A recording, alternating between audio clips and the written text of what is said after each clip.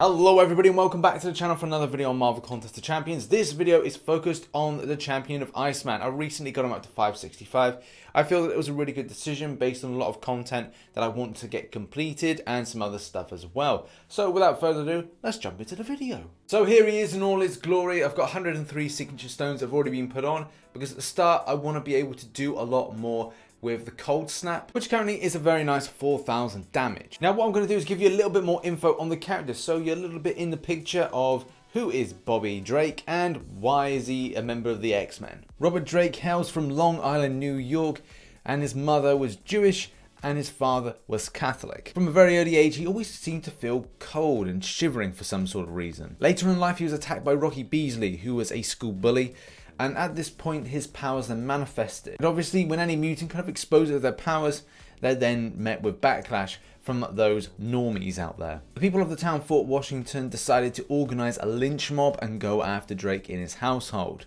Now seeing all this brutality, the local sheriff decided to take in Bobby and the story made its way to Professor Charles Xavier. Xavier decided to send Cyclops to recruit Bobby and initially was turned down, and during some sort of weird scuffle that then involved the mob coming back, it was then a case that the telepathic powers of Xavier was used to then send the mob away and erase their memories. And Bobby was like, you know what, you helped save my life, therefore I'm going to enroll in the Xavier School for the Gifted. Even though a real asset to the team, Iceman sometimes felt that his age really didn't link up well with others, but he had a firm friendship, in particular with Beast.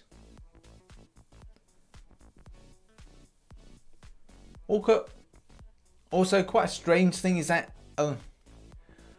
also something that's really strange is, as we know, we're getting or got Human Torch into Marvel Contest of Champions, but he actually teamed up with him, which is kind of weird if you think like, oh, the ultra powerful Incinerate character or the ultra powerful Ice character, they both teamed up to take on the modern day pirate Captain Barracuda. Now you might be wondering yourself, like, why is he always in his ice form? And that can be easily answered. This is part of a secondary mutation. In a chance encounter with the character Black Tom, he picked up a really bad chest injury, which then allowed his body to then start encasing itself in ice. So much like the release of adrenaline through the human body, it then started reacting to this. And at the point of trying to rescue Nightcrawler, Iceman's body was entirely encased and unfortunately shattered, only leaving his head. So Bobby just this headless thing, much like say Deadpool, but then he decided to grab moisture from an enemy to then reform his body. But he could never return back to his human form, which did leave him incredibly bitter from then onward.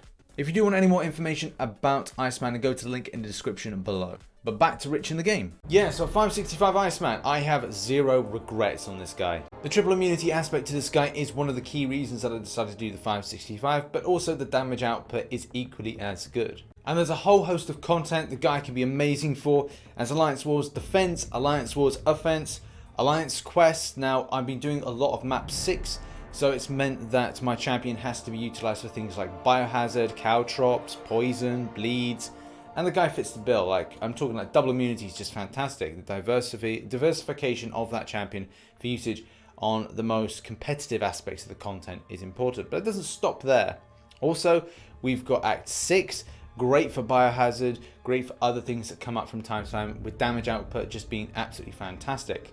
At the start of the fight, putting 4K on, obviously that's based on a 5-star at 565 with 103 signatures on. When the mutant version of Dungeons comes on, then again, great asset to be used. Not forgetting Variant and Uncollected and anything that monthly that comes on. And yeah, maybe we can consider the fact that we could use him in Labyrinth of Legends in some sort of capacity.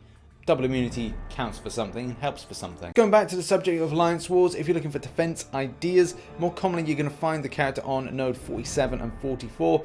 44 is all about a bit of spite, a bit of enhanced special one, but in fact the bleed is the thing that is the most annoying. You're going up against this guy, going like, wow, I'm bleeding out, and the enemy's not really taking much damage, so that's more commonly where you'll find the character. But very occasionally you might find at higher tiers that indeed Iceman is put on node 47. So what else is absolutely fantastic for this character, and why do I enjoy it? Well, it's all to do with Ice Armor. Ice Armor is a great tool. If you get yourself stunned, then it just goes boom, breaks the stun, shatters the Ice Armor, and then in this case you just go on your merry way. If you've got the Korg synergy with you, you're going to rock a bit of an attack rating increase for a little while, and we'll talk about that in a moment. Also, you get some critical hits. Maybe a crit rating team with this guy can allow you to get more frostbite, which is absolutely peachy. But if you've put on a load of frostbites, you kind of stack them up, and what I like to do sometimes is like put an L1 in. Maybe it's a case of build up to the L2 and just go like L1, another L1, and then do a heavy attack. Depending how long the fight is going on, if it's a long-winded fight, you may want to play it a bit differently,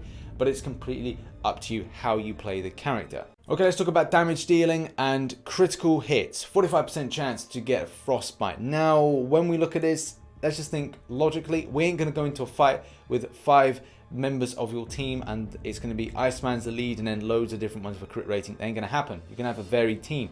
So don't look towards increasing that if you're going into certain content. If you're doing stuff like Realm of Legends, then maybe do that. But the fact is, it shouldn't be the key aspect of creating a team.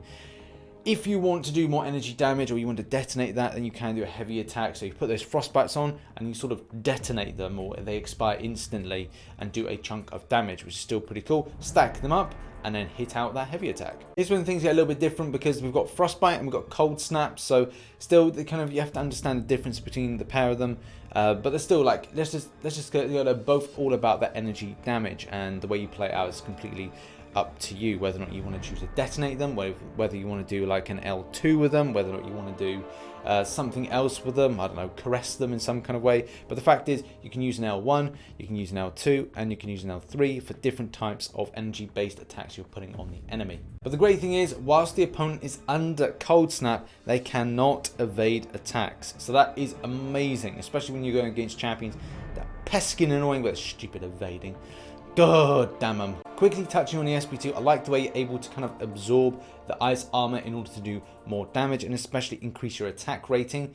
Yes, it's at the expense of the ice armor itself, so you're kind of left exposed. However though, as I've said before, with the Korg synergy, you're able to get more of an attack rating increase after that point, so it's still pretty fun. And finally, with the SP3, if you're looking to reform that ice armor #1 or put some decent amount of cold snap damage in, then have at it with the L3.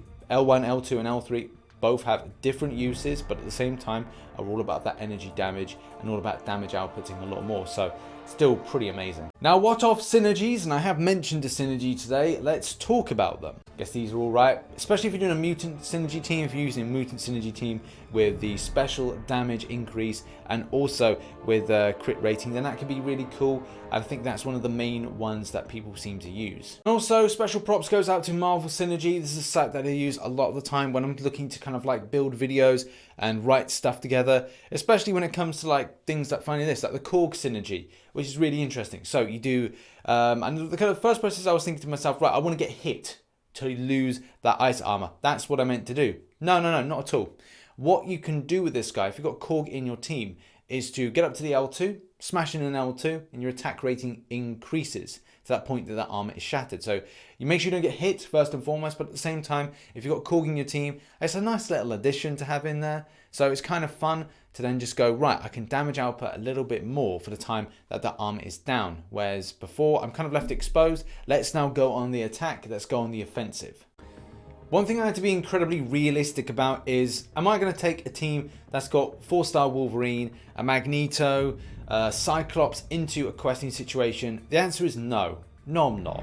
And I don't think a lot of you would either do the same unless you were only kind of going, right, well, those are the only champions I've got, lower level stuff. Maybe that's some of the strongest champions you got. Yeah.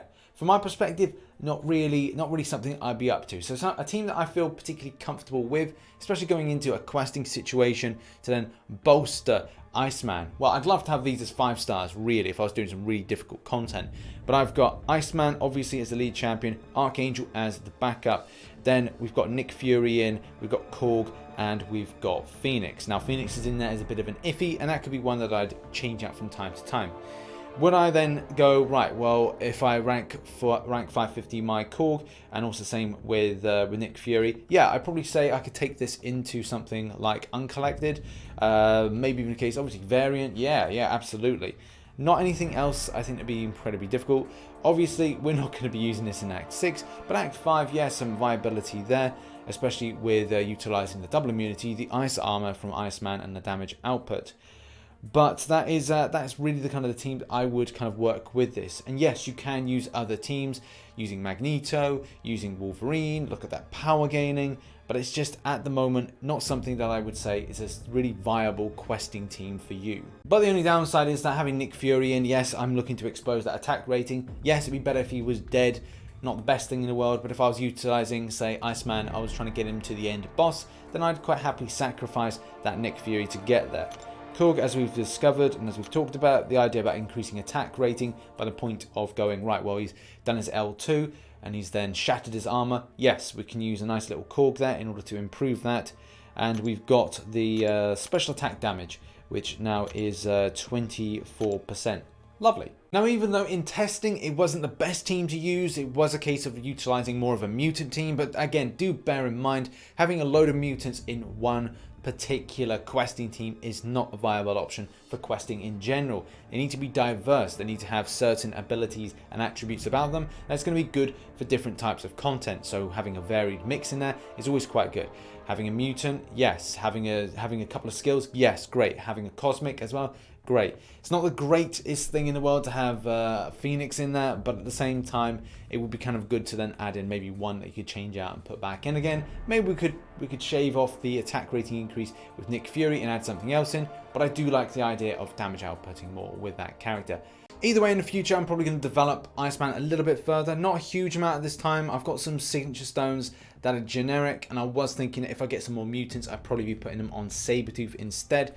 But either way, I'm excited to kind of think that this guy is going to be a really useful champion, especially doing that 100%ing of 6.1 and the future BS that could come up with Act 6 in general. So there we go, guys. That has been the video. If you enjoyed it, hit that like button and subscribe for more Marvel Contest of Champions based content. If you want to follow me on the Discord server, then go to the link in the description below. It's usually the best place to interact with a lot of kind of very enthusiastic players. And at the same time, if you want to talk to me directly, then it's a better way to get in contact with me.